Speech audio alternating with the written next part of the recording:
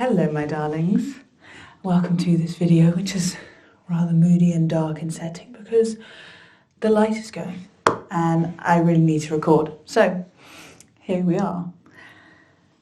Welcome back. If you know me already, if you don't, my name is Elena. Lovely to have you join us. So this video is basically a consciousness stream of everything that's been on my mind right now. But around, from the title you will have guessed, the real plague or the true plague on humanity. And this is not what we've been thinking it is, like AI, politics, intolerance, hatred, yada yada. Those are an issue, okay? Those are a separate issue. The real plague on humanity, even though that's quite an extreme way of putting it, is the fear of boredom. It is the fear of being bored. Now hear me out. I started to think about this more and more once I came across this quote by Blaise Pascal, who was a mathematician, philosopher, and he says, all mankind's problems stem from being unable to sit quietly in a room alone. And I really started to think about this. I really let it, I sat with it by myself in a room alone. And it's so true, especially this generation where we have so much stimulation and engagement at our fingertips. I've got a very flickery candle over here, by the way, if you... It's really setting the mood. In this day and age, especially my generation, so Gen Z, where we were pretty much entering into our formative teenage years and we had access to smartphones, whether it was our own or like parents or iPads, those sorts of things. And sort of then began unfiltered internet access, a whole nother thing. But I think that this predominant issue that I'm speaking on, I think it happened collectively during COVID because the world's population had fuck all else to do other than go on TikTok. Like TikTok wasn't a thing before COVID. And all of a sudden, and doom scrolling also, I don't even know if that was a phrase 5 years ago. So it's crazy how much in such a short span of time, how much our collective attention spans have shortened.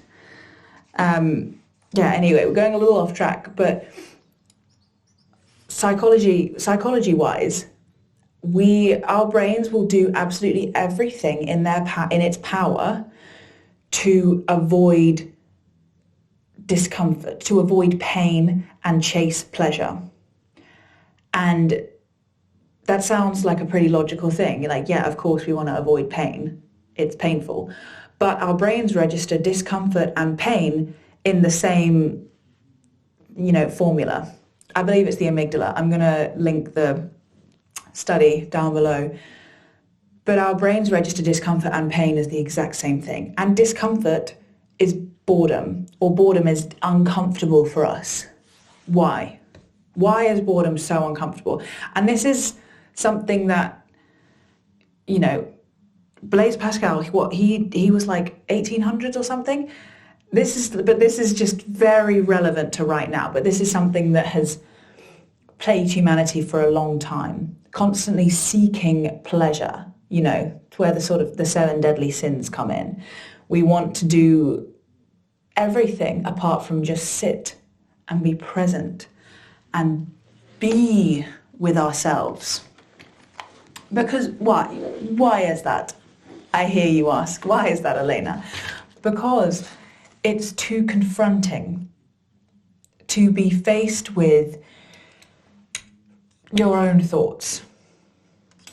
Like, our brain is generating thoughts every second of every day. Thoughts are being generated in our heads. And most of them we can kind of disregard. But the reason that we're so afraid to just sit and be with ourselves is because we identify with the thoughts. We identify as the thinker. You know, when you think about, we've all had that happen where we have an intrusive thought, something that is just so horrid, you don't even want to speak it out loud. You don't even want to think about it again. It arrives, it's horrible, and you squash it away immediately. And that is quite detrimental to your brain, because you can't, if I say to you, don't think about a room full of kittens, that's it. That's all you can think about, is a room full of kittens. The nature of our brains is so much that the thoughts are like a petulant child. They are demanding to be listened to be seen, to be heard. All you have to do is give them that attention. Like when you zoom out, when you sit and just be with yourself, like when you are present, you begin to no longer identify as the thinker, as the thoughts, but as the sky that is holding all of the clouds of your thoughts. Do you follow me? I'm going to do an exercise on this, on becoming the sky in your mind, because it helps you to zoom out, pull away from all of those thoughts that are bombarding you 24/7. Because it is so important, especially at this time, that we are present, that we are comfortable being with ourselves, that we're not seeking distraction, that we're not trying to numb ourselves with doom scrolling. Whew. I went off on one. But I'm going to leave this just with some silence right now, and just join me, because you might even have this video on in the background and you're doing other things. It's okay. I'm not cool. I'm not attacking you. I have been doing the same. Needing or thinking that I need constant noise in the background just to complete daily tasks. But you don't. You just need to meet yourself with gentleness and grace and presence, and you will realize that you are so much more than your thoughts. You are so much more than everything. So much more than everything that's happening, because you are the presence, you are the consciousness that is observing it. And when you learn to, not even learning to quiet the mind, just learning to zoom out, and the mind will naturally quiet on its own once it feels observed, once it feels that it has your attention, and not in the way of your ignore. If you try and ignore a child that just wants your attention, it will throw a temper tantrum.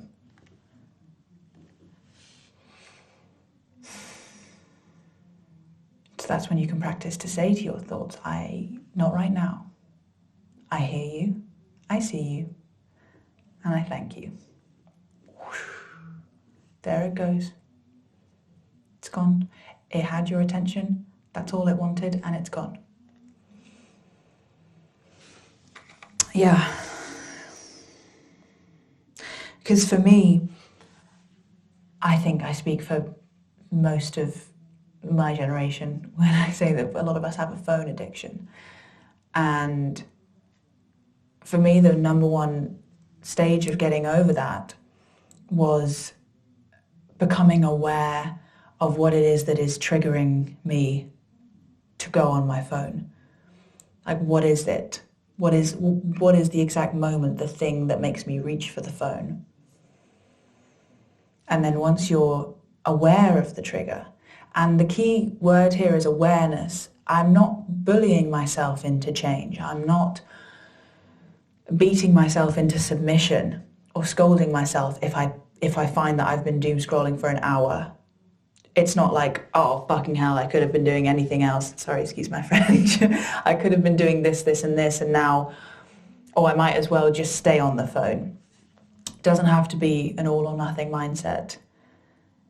It's a gentle awareness of like, okay, putting it down. We've been on there for a while. You can kind of speak to yourself out loud in this way, and don't care if you look crazy, all right? It's fine. Speak out loud to yourself if it helps, because it does. It sometimes helps to just rationalize these thoughts, because your instinct might be to demean yourself. So if that is your instinct, then if you speak those things out loud, it sounds horrid, you know? That's when you need to be gentle with yourself and say, okay, we were doom scrolling for a while, weren't we? You know, just give yourself a hug.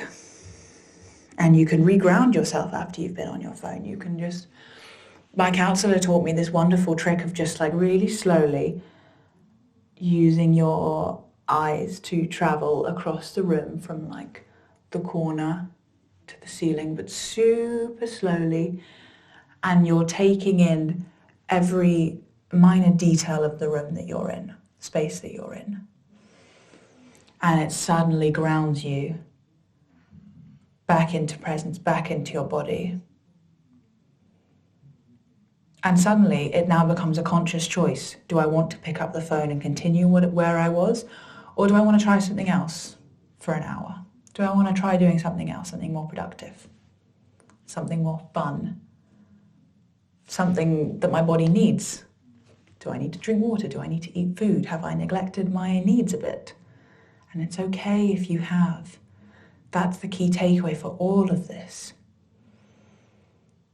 You cannot bully yourself into self-love. You can't demean yourself into change. You can't force your way into new habits.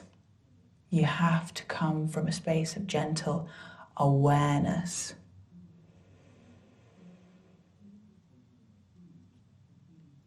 And the thing is that it gets easier and easier the more that you practice. It's probably going to feel quite hellish when you start it at first, because the thing is that the phone is a pleasure center. Our brain likes it because it's cheap dopamine. So it's the easiest choice sometimes for our brains to go, reach for the phone, keep going. I don't want to be faced with all of those things, with all of my flaws, all the things that I'm running from. When you just sit and be with them, it's so much better. It'll just come so easy. So I found that what was triggering me to go on my phone was when I felt an uncomfortable emotion.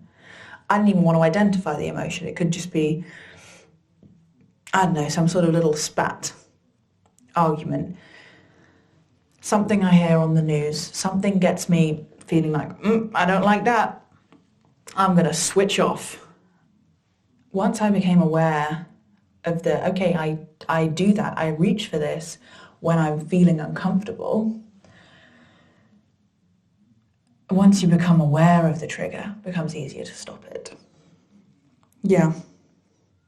And speaking out loud to yourself can really help you to motivate yourself to make a new decision.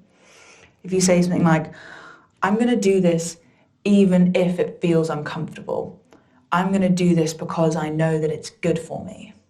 And that can just be going for a shower, having a drink of water,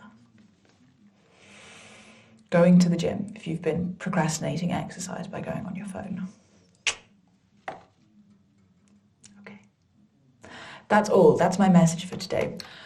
Practice the art of boredom, because humanity's greatest inventions came from people who were bored, wanted something different, wanted to make a different choice. And I think that the ease of phones is taking away an art form, the art of boredom. The fact that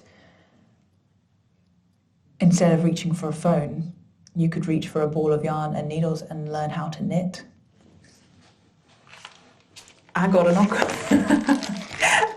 ocarina for Christmas because it is something to do with my hands. That doesn't sound right.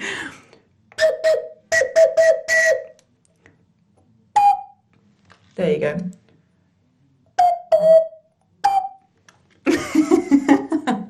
I got an ocarina for Christmas, and it's because I really wanted something that I can use my hands for, and I can be proud of myself for learning a new skill and try and train myself into reaching for an ocarina and learning it rather than going on my phone for an hour and not doing anything with that, just absorbing, just being a sponge of information, or numbing, distracting.